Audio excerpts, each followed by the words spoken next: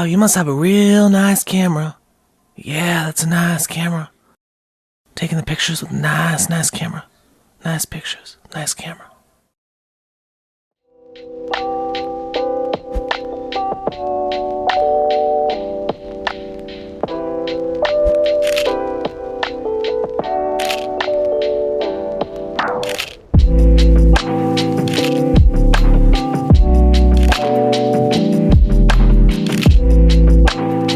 The Nikon D7500 was released in 2017. That's like 4 years ago. It's the baby brother to the flagship D500. And they both share similar specs like the 20.9 megapixels, the X-Speed 5 image processor, and they both shoot 4K. The only difference is the 7500 was dragged on the internet because it only had one card slot. So, yeah.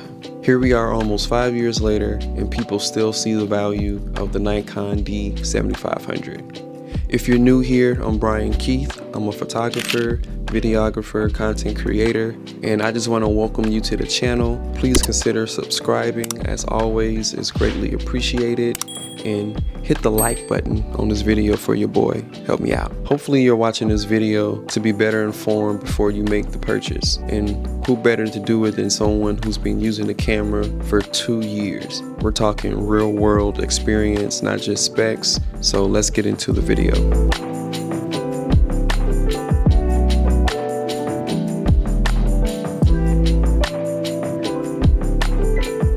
Since I started the YouTube channel, I've been getting a lot of questions surrounding the Nikon D7500.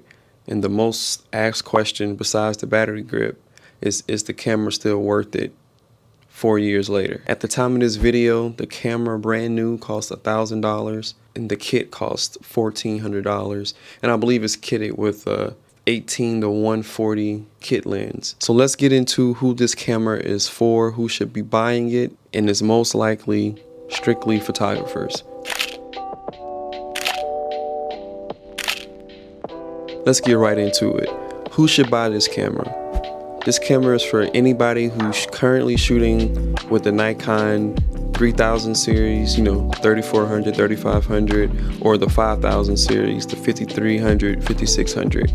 If you're looking to upgrade, this is the next logical step, unless you want to go full frame. Photographers who have a whole bunch of F-mount lenses and you just refuse to adapt it to the newer Z-line cameras, maybe you're shooting, one of the older Nikon models and you're looking to upgrade, this would be perfect for that. It'll be perfect for the photographer who prefers to shoot with a DSLR and prefers to look through the OVF versus, the electronic viewfinder, someone who likes to hold the camera up to their eye and shoot traditionally. This camera is great for that. Has a great feel. I'm not trying to sell you on it. The 7500 is great for photography no matter which genre you shoot. The photographer that strictly takes photographs, that means you don't care about video, you've never once filmed a clip, you strictly shoot birds, that's all you care about. Perfect camera for you. My advice to those who are looking to buy this camera is to not buy it brand new. I think $1,000 is a little steep for a camera that's almost been out for 5 years, and there are better options on the market at that price. But if you must buy this camera, look refurbished or used. I'm pretty sure you can find it in great condition.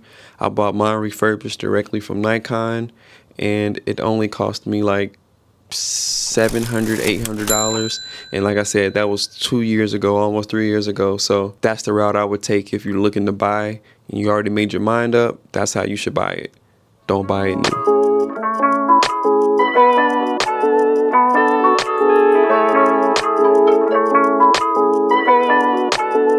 Okay, so now we're going to get into who should not buy this camera.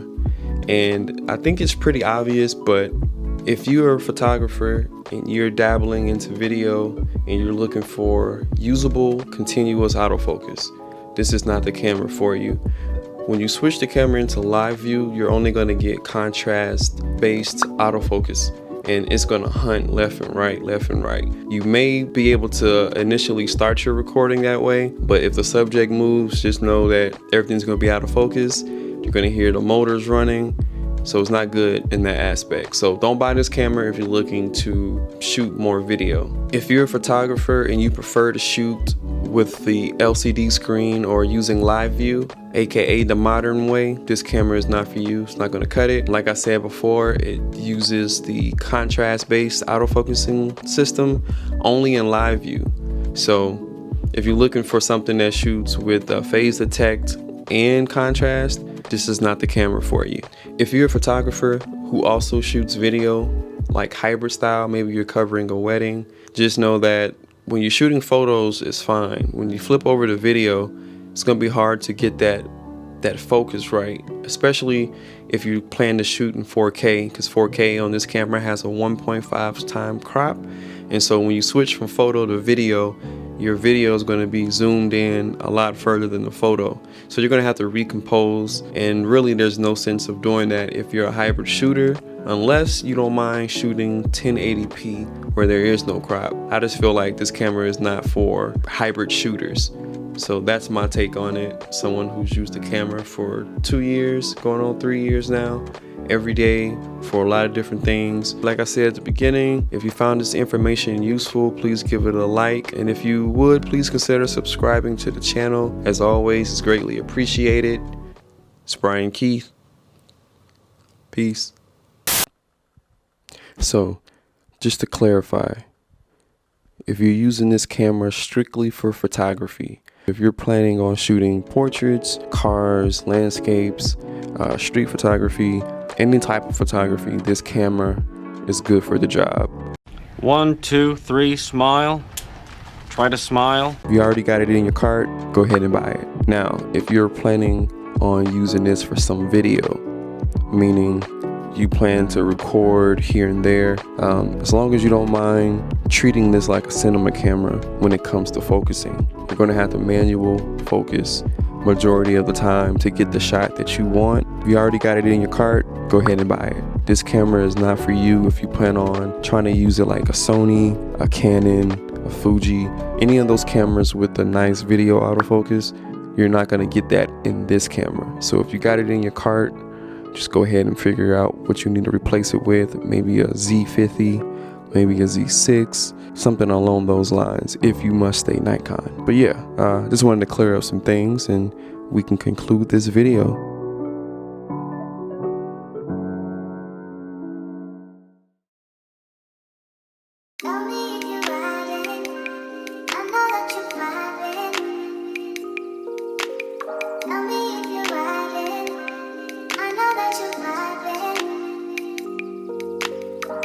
Hey yo, what's good YouTube? It's Brian Keith. Hey, today I'm going to be talking about why I still use my Nikon D7500 in 2021. But before I do, please do your boy a favor and subscribe to the channel. Leave me a comment, like, help your boy out, you know what I mean? It's greatly appreciated. I'm making this video because I know a lot of people are looking to buy this camera and they're searching the internet and they can't find anybody that shoots portraits, anybody that shoots sports, anybody that's doing weddings or engagements or any type of just any type of portraits, period. All you seeing is people who shoot wildlife, and I feel your pain. That's why I made my first YouTube video featuring the D7500. This is so people that is capable of shooting so much more than, birds. I started off with the Nikon D5600, and that was the camera that I was using just to get acclimated with photography. Quickly, I surpassed the capabilities of that particular camera, and I found myself in South Africa 2018, and now I'm trying to explore video. And at that time, I really didn't know what I was doing with video, but I knew that I would like to pursue more video work in the future. So naturally, when you're coming from Nikon and you have lenses, you kind of move up in their lineup, right? So I wanted a camera that could shoot 4K, and I also wanted a camera that was touchscreen. I mean, completely touchscreen. I wanted 4K because at the time I was shooting interviews, and I thought it would be cool to be able to scale in and reframe the clip. I've had this camera now for about 2 years, and the best thing about this camera is the image quality.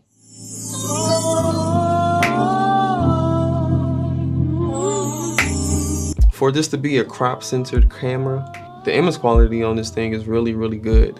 I can shoot at ISO 50 and get 13 stops, 13.2 stops of dynamic range.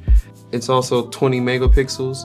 I know it's not as much as my Fuji here, which is also a crop sensor. I've used this camera for everything really, portraits, studio work. I've used it for sports, I've used it in engagements, like you can pretty much do anything with it. The image quality on this camera is pretty good.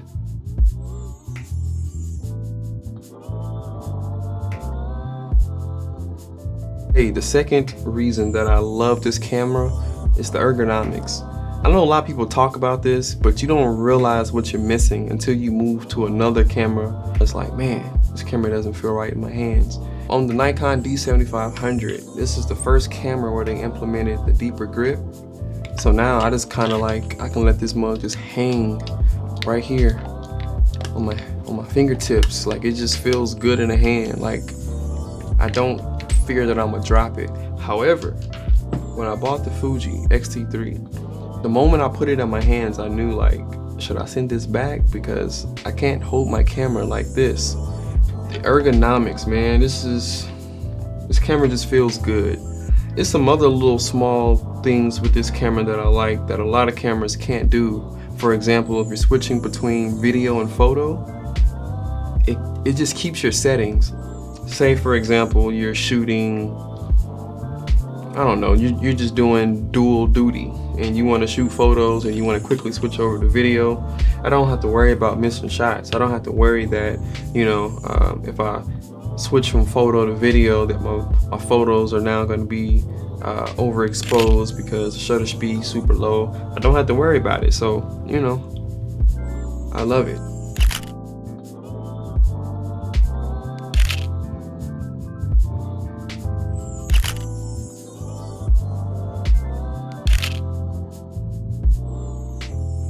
So I hope you found like this video useful, enjoyable. Maybe you learned something about the camera that you didn't read on the spec sheet.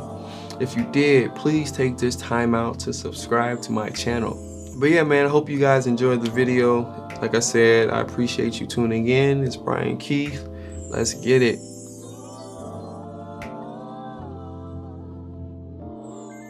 What's good, YouTube? It's Brian Keith.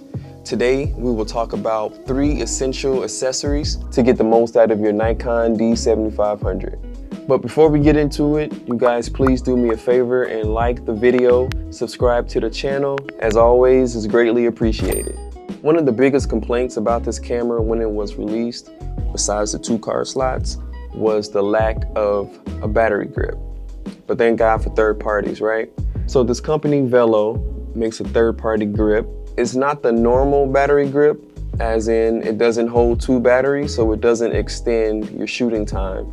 It really just provides a vertical grip to shoot portraits, which is fine for me because I'm a portrait photographer. So just keep that in mind if you guys plan on getting this battery grip. If you found yourself shooting video with the D7500, we both know that the autofocus is lacking, right? So you have to pull focus manually. And that's kind of hard to do when you have a 3-inch screen, so you can't really see if you're nailing your focus. So you're gonna need a monitor. And I recommend the FieldWorld F6 Plus. Now, the reason I recommend this particular monitor is because it's touchscreen. It provides you with the tools such as focus peaking. We need that when you're pulling focus manually because, you know, these are a lot of tools that the Nikon doesn't come equipped with. It also has a true 9 grid. I don't know why Nikon decided to put this, I don't know even what to call that grid, but it's 3 lines down and 3 across, or 3 lines down and 2 across. I don't know, it looks funny. It's not the traditional 9 grid that, you know, you're used to.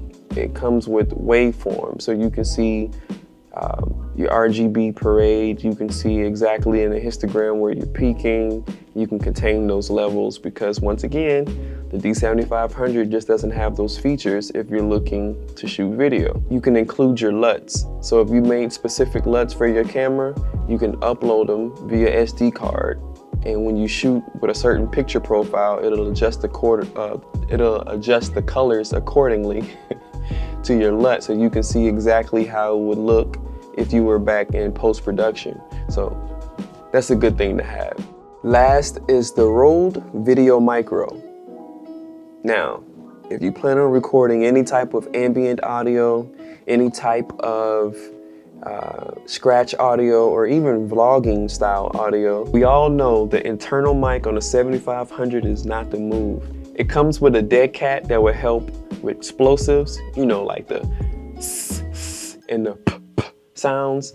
It will also help with wind noise if you're recording outside. Also, this microphone is powered by your camera, so you never have to worry about charging it. I feel like this is an essential accessory for your D7500. Okay guys, in closing, I hope you found these 3 different products essential as I have. And if you like the video, please subscribe to the channel. Leave me a comment down below and, you know, like the video. It's Brian Keith. Peace. Man, this right here is probably my #1 asked question, is what battery grip do I use? It's a beast. It's really a beast. I'm trying to throw these. There we go.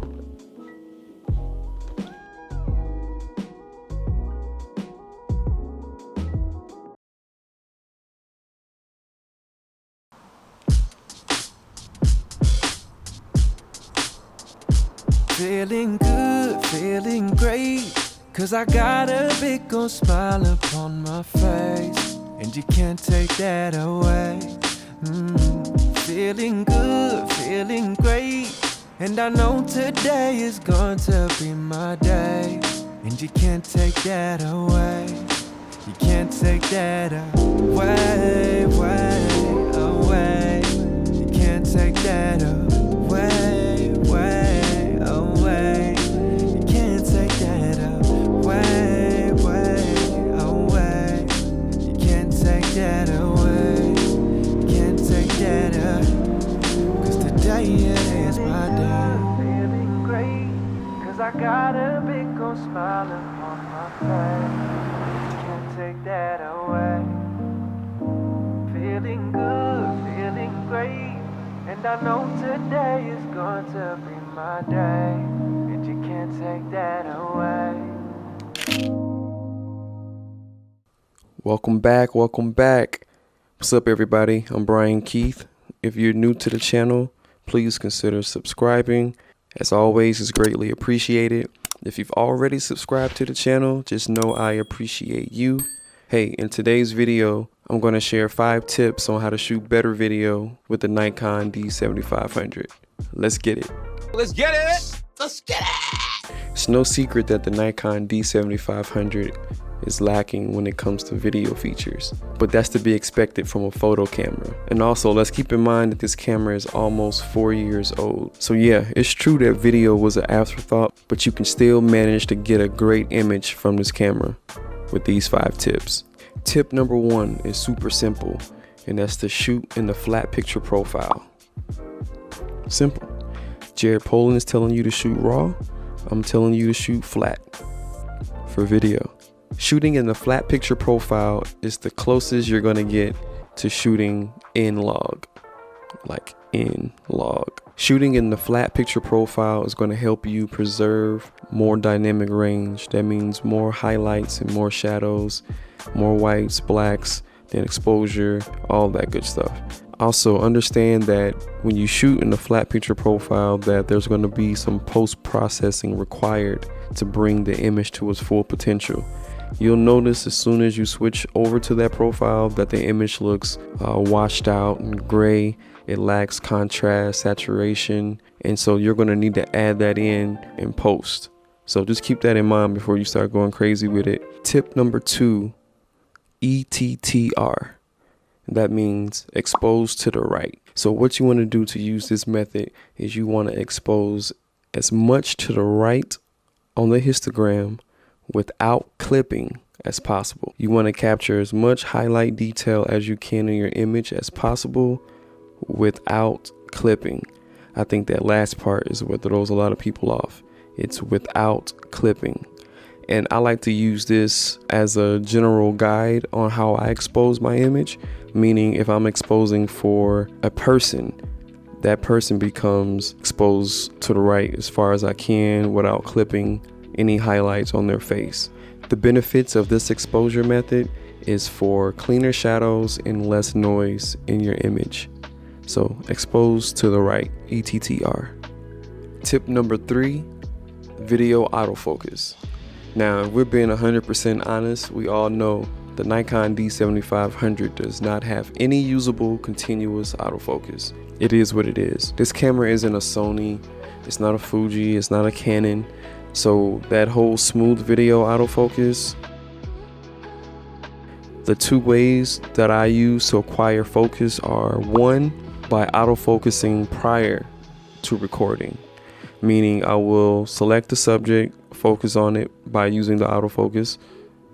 Once it locks on, I'll zoom in, check it, make sure, and then as soon as I start recording, I try to keep that same distance away from the subject to keep them in focus. The second way I gain focus is, you guessed it, manual focus. Now, it sounds harder than what it is, but it's super easy to do, especially if you have a lens that has a bigger focus, understanding the limitations that the Nikon D75 have in this regard will save you for a lot of headaches, because you're not going to get that continuous autofocus, but the image is still good though. Tip number 4, using electronic stabilization. Now, unfortunately, this feature is only in 1080p. So if you planned on using it in 4K, you can just cross that out, but it's all good. We got to work with what we're given, right? This is great for handheld static shots. That means no panning, no tilting, and also no wide angle lenses. I like to use this for establishing shots where I'm trying to show off the location. You know, there's nothing wrong with a static wide shot. Just holding the camera steady as possible and let the camera do the rest for you. Electronic stabilization, it also works well for close-up shots when camera movement is not involved. So anytime you use this type of stabilization, just remember no movement at all from the camera, because as soon as you do, you're going to get that wobbly, jerky looking, because the camera is trying to correct your movement. So if you're panning, it's going to overcompensate for that pan, and it's going to give you that wobble or warble, that warped. You know how it looks when you put too much warp stabilization on a clip? It's not going to look good. So electronic stabilization in 1080p, static handheld clips. It's okay. Static handheld clips. The most important tip of this video is to invest in the proper accessories for video.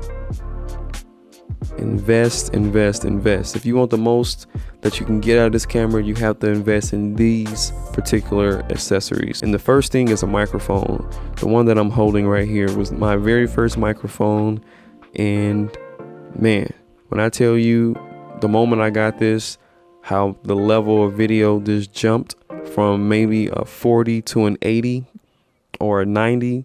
And that's solely based on audio, because we all know audio is like 80% of the video.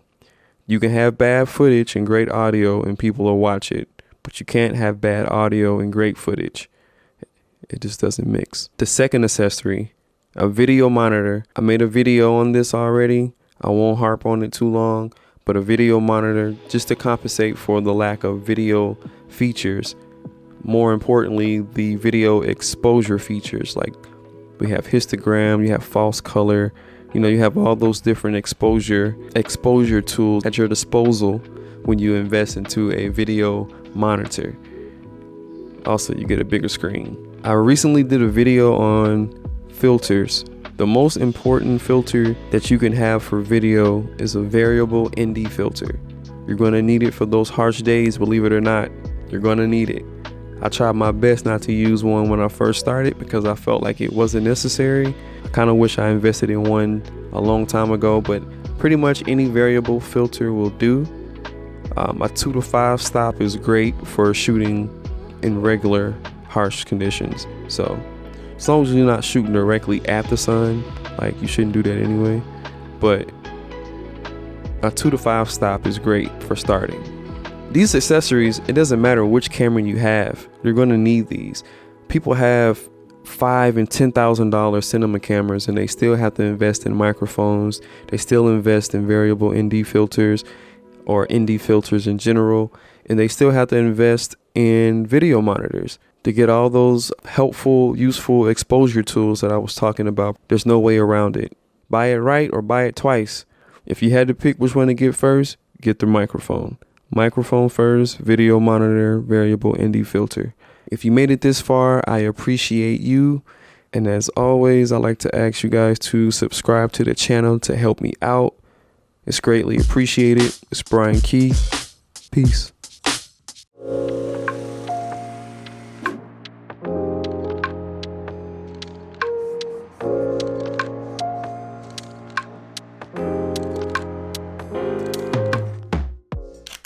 YouTube, what's good? It's Brian Key. Hey look, today I'm going to be showing you all how to shoot slow motion footage with your Nikon D7500. Let's get it.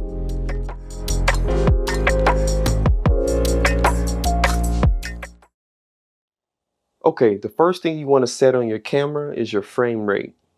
60 frames a second, 120, 240. You generally want to use higher frame rates when recording slow motion, because the higher you set the frame rate, the more you can slow down your footage in post. On the Nikon D7500, we can set it to 60 frames a second at 1080p. Next, you want to set your shutter speed. Now your shutter speed should be double your frame rate. So if you're shooting at 60 frames, your shutter speed should be 1/120th of a second. But because we're shooting on a DSLR, the closest we can get is 1/125th of a second. Now you want to keep it double your frame rate because you want to keep that natural motion blur. I mean, you want it to look realistic. If you're going to be shooting outdoors or in harsh, bright conditions, you may want to consider investing in a variable ND filter. That way you don't have to sacrifice motion blur or depth of field. Now, let's hop over into Premiere and slow down the footage.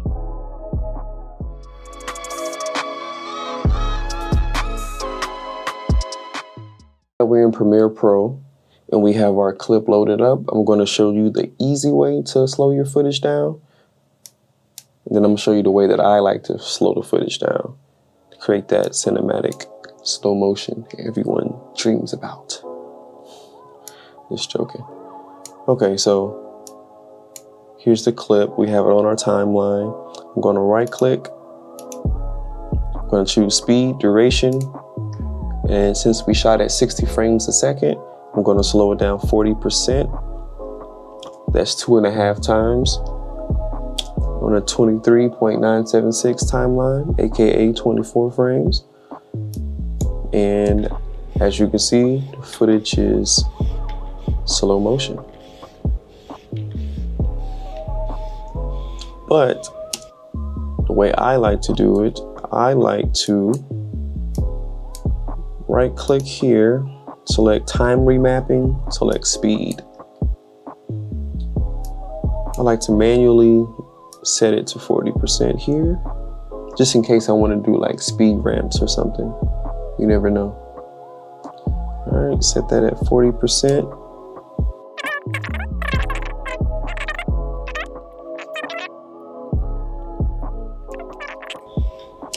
So now if I wanted to speed ramp, I could just boom, boom.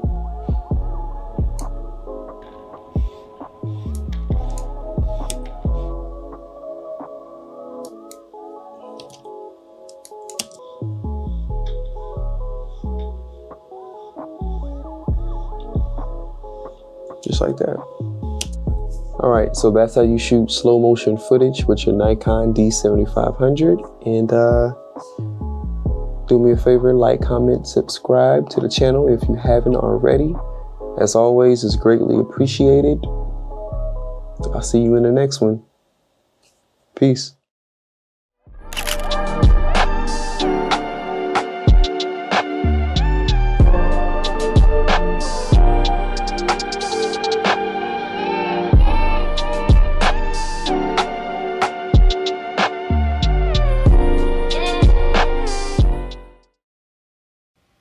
In this video, we're gonna compare the 6 Nikon picture profiles: standard, neutral, vivid, landscape, portrait, and flat.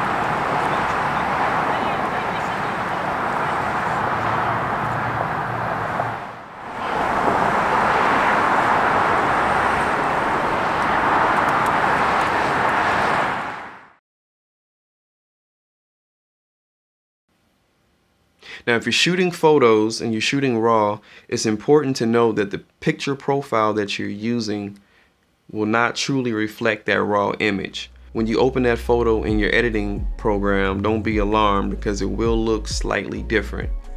I don't know about all the other editing suites, but in Lightroom, they have this feature called camera matching profiles. If you want to get it back to the look that you had in camera, you can select the 6 within Lightroom. So yeah. So these picture profiles really only matter if you're shooting JPEG only. That's when choosing the picture profile is crucial. I recommend you stick with standard, neutral, and portrait. To me, those 3 just look the best to my eyes. Vivid and landscape they just add a lot of saturation and contrast. And I feel like the flat picture profile really only works, it's only useful for shooting video. I think Nikon even recommends you shoot in the flat picture profile for video if you're going to do some post editing. So I hope you found this video helpful. If you did, please like, comment, subscribe to the channel. As always, it's greatly appreciated. It's Brian Keith. Peace. So you just bought this camera, right? It came with two lenses, two kit lenses, the 18-55 and the 55-200. But you're more into shooting portraiture. I recommend right off the bat that you get the 50mm 1.8, as it's pretty cheap. It can be had for about $125 to $150 on the used market. eBay is your friend. This 50mm is going to get you the 75mm field of view when you're comparing it to a full frame equivalent. I mean, there's no 75, but that is closer to the 85 full frame lens. So I recommend the 50mm 1.8.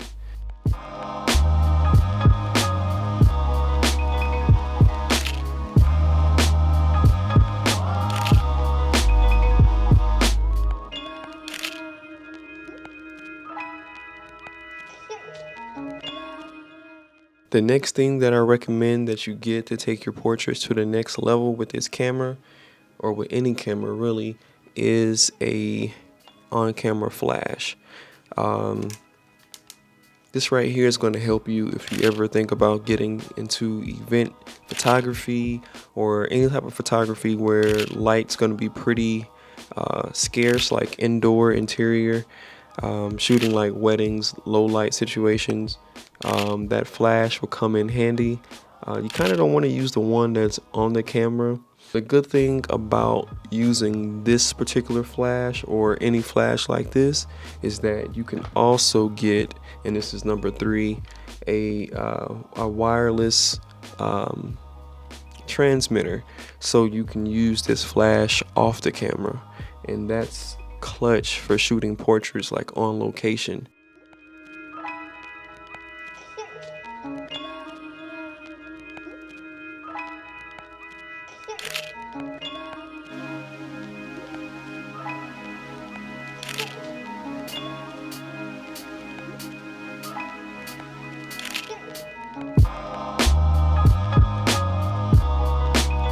So yeah, that's where we're gonna end that right there. Before, after. What's up, y'all? So today I'm taking you behind the scenes of some headshot photography. All I'm using here is the Nikon D7500, as you see, and the infamous 70-200, my favorite lens for headshots. And I've worked with this client many times before in the past. We shot in different areas of their creative house, but due to some construction going on, this is the only space we had to set up. The problem is I only brought the 65-inch umbrella, so it had to work. And because I shot with them many times before in the past, I built up a rapport, and so we laughed and stuff through the entire shoot. Okay, so on 3. I got that same hoodie now I think about it in gray. There you go. I swear I do. I swear I do. But I really just wanted to show you guys that being professional is not always in your gear, but also how you provide a service and how you deliver the product. So, like I said, D7500 to 70-200, and as you can see, I'm using the, well, you can't really see, but it's the 8400 Pro in that umbrella, and honestly, that's all you need. Although I'm using the 70-200 for this shoot, you can easily get away with using the 50mm for headshots. Because we're on a crop sensor, the 50mm is going to pretty much have a field of view of 75, and that's a lot closer to the 85 full frame look, which a lot of people shoot headshots with in studio. So you can definitely get away with a 50mm. Too many. I don't like it. When it comes to settings, it's important to note that there's no one size fits all for these type of shoots. But for me, I try to keep my shutter speed at 1/160th of a second. And keep in mind that I'm shooting with off-camera flash. So the shutter speed is not actually stopping the motion. It's the actual speed light. Or in this case, it's the strobe that's stopping the motion. And I keep my f-stop at around 7.1 just so I can get everything in focus. My ISO, generally when you're shooting in the studio, you can keep that at 100. That shouldn't be a problem, but if necessary, you can bump it up a little bit. I think the highest I would like to go in the studio is 400 with the D7500. So yeah, 100, 200, or 400. But you shouldn't need to go higher than 200. And I think it goes without saying, but you definitely should be shooting raw. My picture profile is standard. I think I've grown accustomed to using standard, so I kind of know how it should look in camera. And also note that because your camera is showing you the JPEG preview, that sometimes you may see that it's clipping just a little, but when you get the raw image into your editor, you'll see that you have a lot more headroom than you thought you had. So it's okay for a little clipping to be shown on the back of the LCD.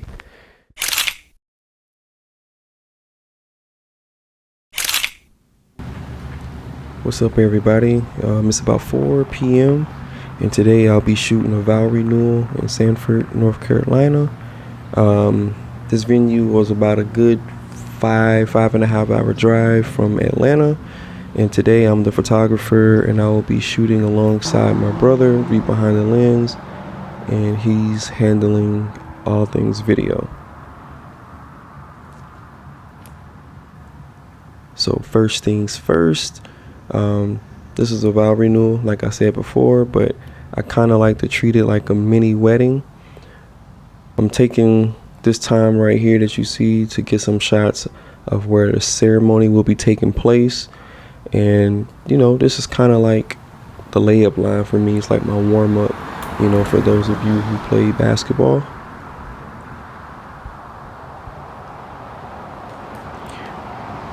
I'm shooting with two different cameras, with the main camera of course being the Nikon D7500 and the backup being the Fuji XS10.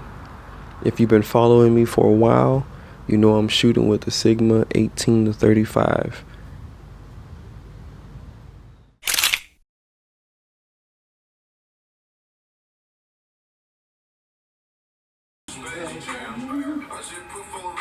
Making my way to the bride suite where she's getting her makeup done. Due to time constraints, she was already dressed, so we had to move fairly quickly. I also didn't get any behind the scenes footage for the ceremony, but here are a few shots. It's also worth mentioning that I used a 70-200 for the entire ceremony.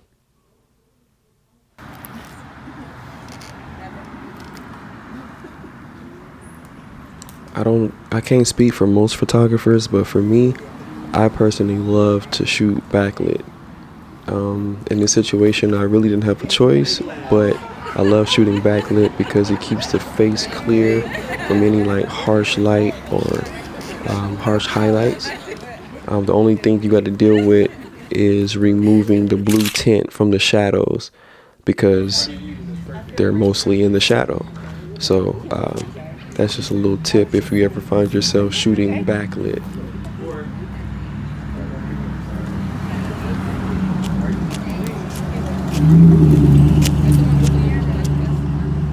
We're gonna celebrate.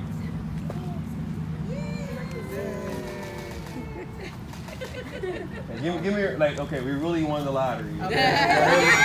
3, 2, 1, go!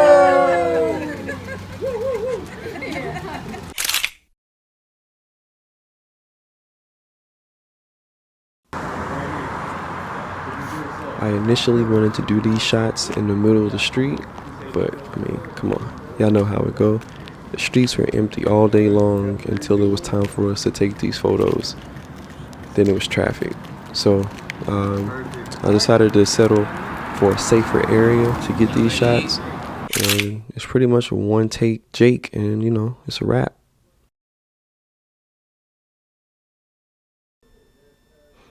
For the rest of the night, I'm focused on capturing the vibes, and I make it my mission to get a photo of every single guest in attendance. This is extremely important to me. I like to break the ice with every guest, with everybody that's there, and I do it by walking up to them, cracking a joke, getting them to laugh, because I'm a personable photographer. Once they laugh, the rest of the night, every time they see me, they're just ready to take a photo. So I love that. I love spreading that type of energy, and I believe that's how you get the best shots. So that's just my theory, but yeah.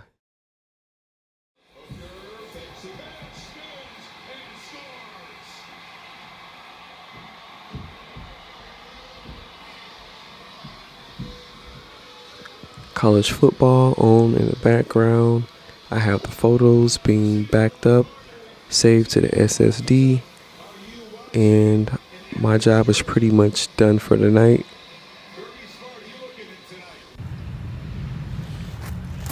Because the day before was so hectic with the timeline, the next morning we decided to go back to the venue and get some drone shots. I'm using the Mavic Air, but more recently I've been thinking about upgrading to something that has 10-bit. So I'm a little unsure of what to get, but if you have any recommendations, please drop it in the comments for me.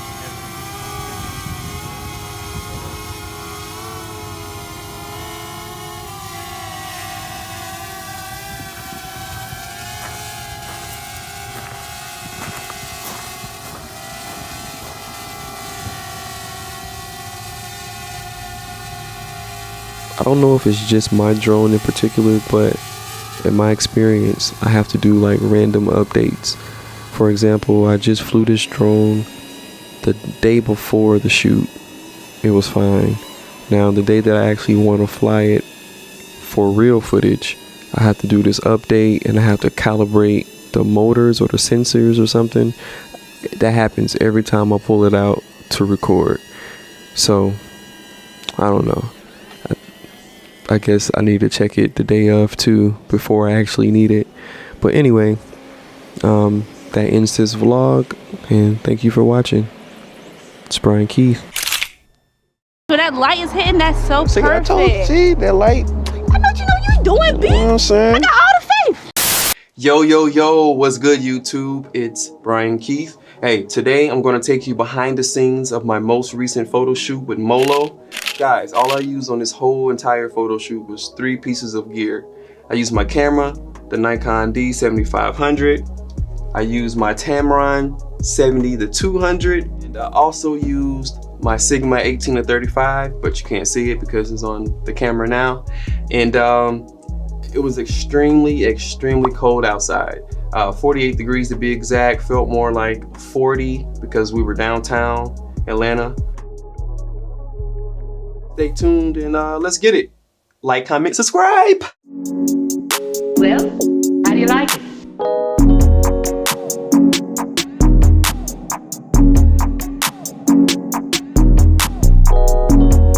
It's you know, Like just the like mic? it is. Okay, Yeah. is it on? Yep, it's on. What's up, family? I am host, personality, and entrepreneur Moshua L'Oreal, aka Molo, and I'm shooting with Brian Keith. You know, your little. What's up right there? Yeah. We're gonna start, you know, just get, you know, give me like,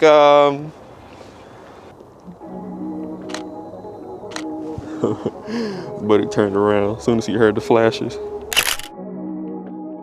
Okay guys, the very first shot of the shoot, underexposed. So what I did was I lowered my shutter speed and I upped the ISO, both one stop. So that gives me 2 stops of light. All right, here we go. 3, 2. Man, that was actually pretty dope. Pressure washing. use your left hand and like wrap around your waist. No, wrap around like, yeah. Here we go, 3, 2.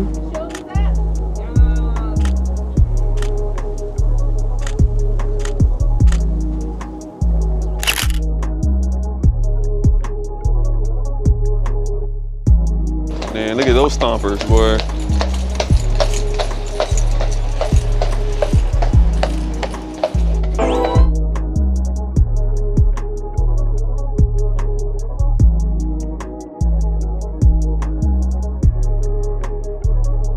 Get hype. Get hype, get hype. I'm already seeing the silhouette's just a bomb. Come on, titties. Oh, I love it. Oh, yes. Oh, wow. Yes, when that light is hitting, that's so See, perfect. I told you, see, that light. I know you doing, B. You know what I'm saying? I got all the faith. Oh, yes. Oh, my gosh. A sleigh. Look at that one. She's sucking it in. Yes. No bulge. Bulge wear. Fupa wear. Oh, yes. Oh, I love that. With just that little peak eye. Oh, that's fire.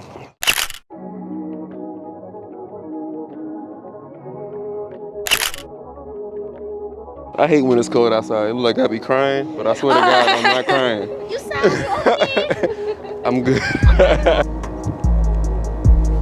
Okay, in this particular photo, we moved across the street because the guy behind me here in the frame was just getting in too many of the images. So we went across the street and I seen where the sun was shining, and I wanted to get the sun to act as a rim light and then just try to shoot a portrait that way. I'm so used to shooting off-camera flash that I completely forgot I didn't have my flash or my reflector or my speed light. So as a result, To light you up. To reflect it. But I might be Get able to a bring that back. reflector. I might be able to bring that back in post when I edit. They ain't been to your neck of the woods, B.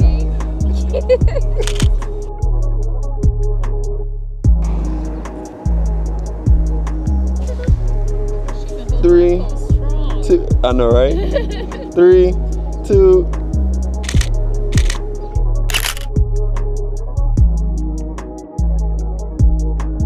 That way we got some depth in the shot. Woman, yes, breathe.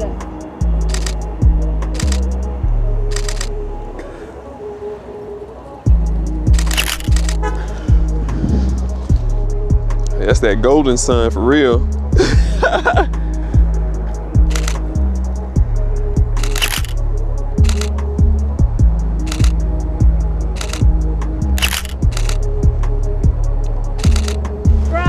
Good catch. Take 2 steps forward this way and try to like turn your body a little bit this way. Yeah.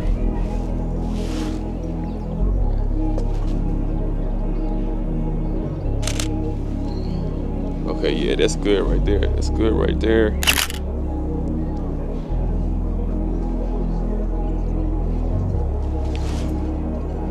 Here we go, 3, 2.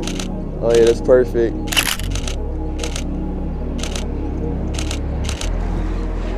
I think we got some of those cars coming through, but it's all good. I'm gonna come a little, turn your head this way.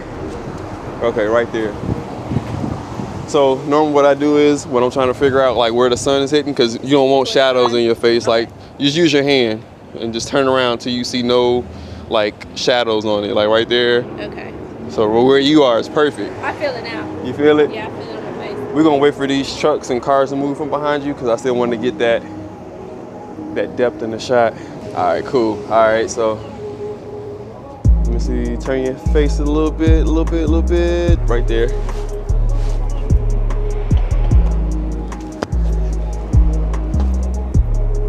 Trying to get the angle. 3, 2, 1.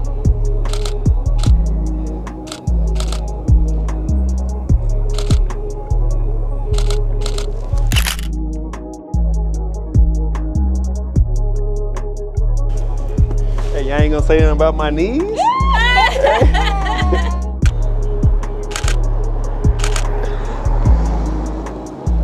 Oh yeah, all those are fire. I'm gonna come up a little closer. 3, 2, 1.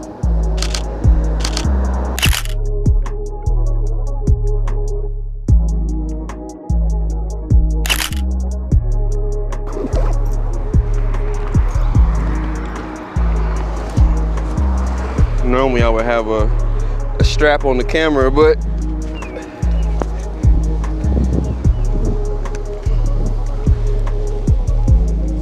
gotta cut it on first. 3, 2, 1.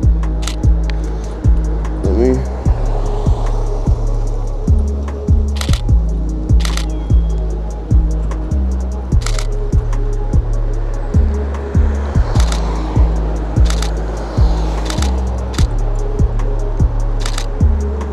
Okay, hair movement, I like it. The wind moving the hair.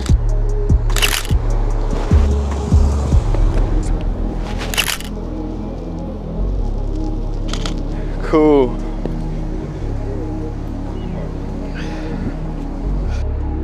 Oh, I gotta switch cameras for that one. Oh, okay. I love this camera for photos. Not for video. It ain't the move for video. Okay, hair movement. Oh my gosh, come on, Beyonce, win.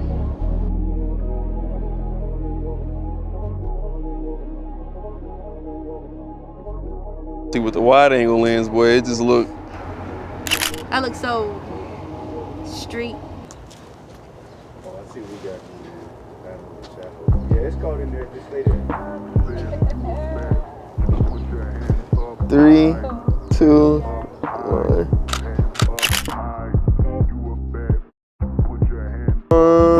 Yeah, that should be cool. I don't really see y'all like that.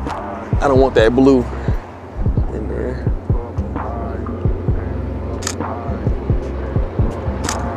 Woo!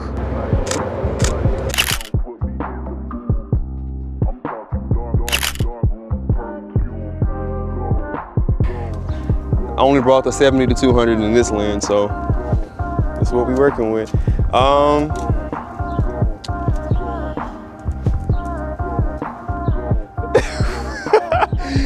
You just do like a whole dance.